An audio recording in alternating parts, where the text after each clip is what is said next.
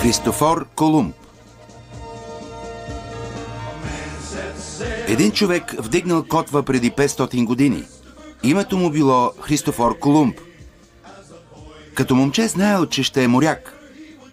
Затова изучил закона на морето. Капитан и храбрец, решен да открива нови земи.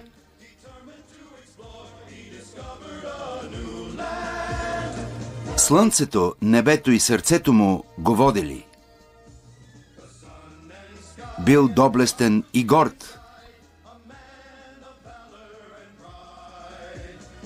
Получил благословията на краля и кралицата да носи знамето испанско.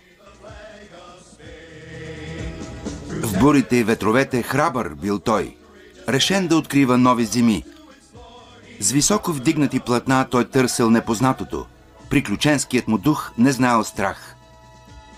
Истински храбрец, Колумб плавал към нови хоризонти в обширното море. Columbus it was he who sailed to new horizons across the great